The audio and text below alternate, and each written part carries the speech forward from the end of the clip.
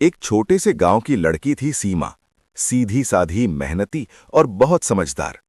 गरीबी में पली बढ़ी सीमा ने बचपन से ही हर चीज का उपयोग करना सीखा था। कुछ भी बेकार नहीं होता, यही उसका मंत्र था। समय बीता और उसकी शादी शहर में हो गई। शहर में सब कुछ नया था, गैस, मिक्सर, फ्रिज, सब कुछ आसान। लेकिन एक चीज नहीं थी, खर्चा बहुत ज्यादा था। कुछ महीनों बाद सीमा के पति की नौकरी चली गई। घर में पैसे खत्म होने लगे। धीरे धीरे हालात बिगड़ने लगे। एक दिन घर में खाने तक के पैसे नहीं बचे। सास गुस्से में बोली, कैसी किस्मत लेकर आई है तू, आते ही घर बर्बाद कर दिया। सीमा कुछ नहीं बोली, लेकिन उसी रात उसने एक फैसला लिया। अगली सुबह सीमा चुपचाप रसोई में गई। वो चूल्हे के नीचे जमा पुरानी राख इकट्ठा करने लगी। उसने उसे एक टोकरी में भरा। तभी सास ने देख लिया। अभी अरे ये क्या कर रही है बहू, राख इकट्ठा कर रही है, पागल हो गई है क्या? सीमा बोली, माँ जी, गांव में हम राख से बर्तन साफ करते थे और उससे साबुन भी बनाते थे। सास हंस पड़ी, शहर में लोग साबुन खरीदते हैं, समझी, ये गांव नहीं है। सीमा चुप रही, लेकिन उसने काम बंद नहीं किया। सीमा ने राख को छाना, उसमें पानी मिलाया, धीरे धीरे एक पेस्ट तैयार किया। फिर उसने उससे बर्तन साफ किए। अचरज की बात, बर्तन चमकने लगे।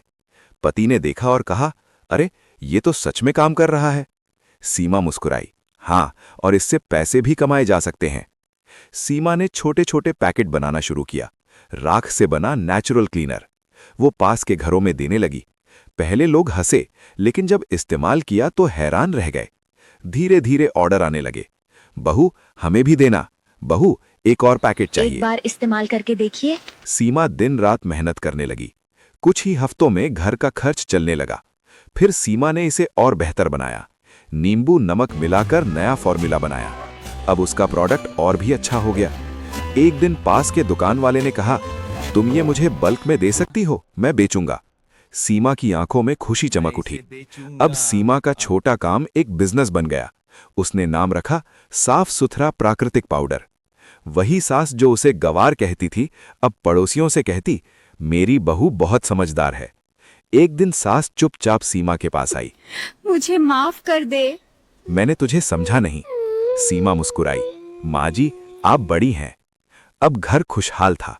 पति को नई नौकरी मिल गई, लेकिन सीमा ने अपना काम बंद नहीं किया, बल्कि और बढ़ाया।